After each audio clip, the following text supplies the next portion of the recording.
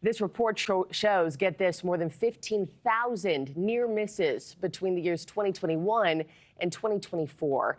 Joining me now is NewsNation travel editor Peter Greenberg. Peter, good morning to you. I mean, that's a staggering number. More than 15,000 near-miss collisions doesn't make the frequent flyer too comfy this morning. Has the FAA been doing anything to address this in those years?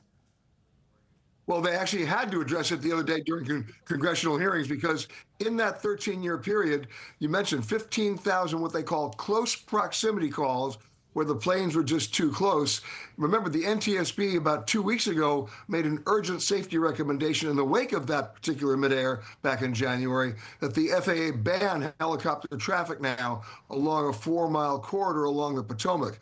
But the real problem was the FAA had all this information at their disposal for 13 years, but never connected the dots. They never interpreted it properly, which speaks to staffing issues at the FAA and who's actually making decisions there. Yeah, you bring up that ban at the NTSB's urging the FAA permanently ban the route that the Black Hawk used during the D.C. collision. Is that good enough, Peter, or does more need to be done? More needs to be done because of the spacing issues during takeoffs and landings at peak times. Remember, the airspace above Reagan and many other airports is highly restricted, especially in Washington, D.C., where you can't really turn anywhere because you'd either be flying over the Capitol or the White House. So they're addressing all of this, but that's just the beginning of the issues that were raised in the hearings last week, simply because of staffing. New air traffic controllers need to be hired. You still have 3 air traffic control centers in this country that are operating below an 85% staffing threshold. And Markie, what that means is you've got air traffic controllers being forced to work mandatory overtime at these centers, which is totally unacceptable.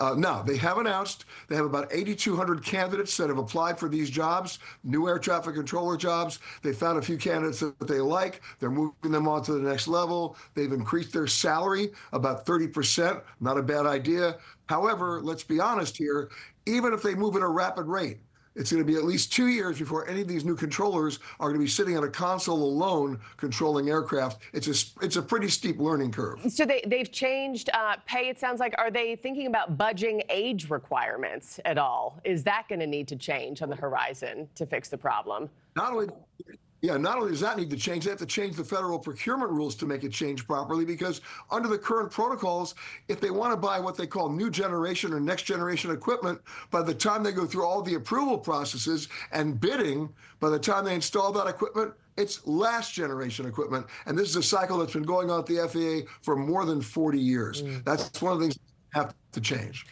Talk to me a little bit more about this report. What did the NTSB report reveal regarding the Army's role in the collision that we saw in January?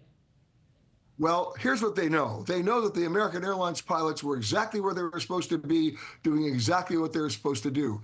The helicopter was not at the altitude they thought they were or that they were reporting. And even more important, they were not transponding. They call it squawking on a sophisticated device they had on their helicopter that every airplane has that's in that airspace, which gives controllers a precise detail of their altitude, their direction, and their speed. And everybody's essentially that night flying blind. When the air traffic controller called to the helicopter and said to him, there's traffic in the area, he didn't tell him which traffic. And when the helicopter pilot responded, he said, I have the traffic in sight. We're going to maintain separation. It's sad to report he was probably looking at the wrong aircraft. Gosh, just awful. Such a tragedy to see play out in real time. Lastly, Peter, let me talk to you about something that happened this weekend. There are reports that a kite hit a United Airlines plane while landing at Ronald Reagan Airport on Saturday. Thank goodness nobody was hurt. The plane landed safely, and the person flying the kite ended up not being charged. But who does that reflect poorly on for not detecting that in the flight path?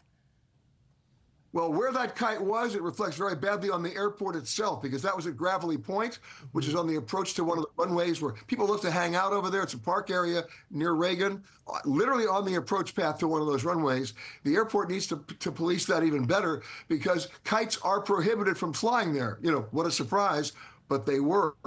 And when the person was caught doing that, the kite was confiscated, but no charges brought. Thanks for watching, everybody. Go to joinnn.com to find NewsNation on your television provider.